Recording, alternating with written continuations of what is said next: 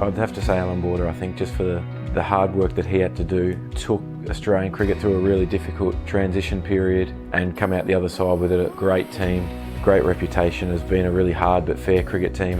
What an innings by him. What a great player he's been for Australia. Australia's greatest ever cricket captain is Ricky Ponting. As much as I'd love to say Alan Border, I think when I actually first started watching cricket was Ricky Ponting, and it was unbelievable the way he led the boys around and showed leadership through his actions, not just off the field, but you know, when he talks, the room stops, and I think that's got a lot to speak for. Ricky Ponting, because it's Ricky Ponting.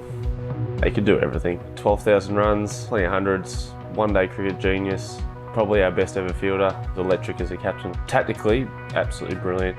I'd say Ricky Ponting, first few years of my career, to be able to play alongside him and play under him as a captain.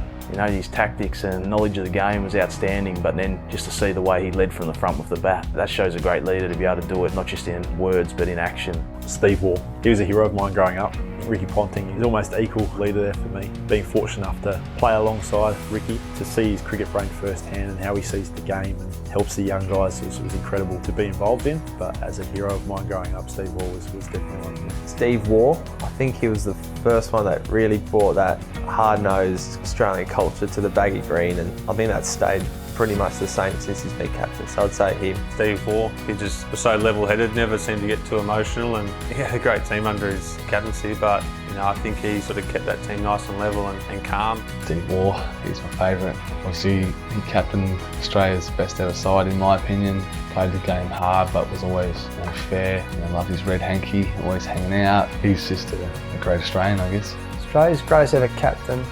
Tough. Like I had Alan Border, I had Mark Taylor, I had Steve Waugh, Ricky Ponting and Adam Gilchrist as well for a few test matches. So, I'd say personally Steve Waugh. A really good captain's knock.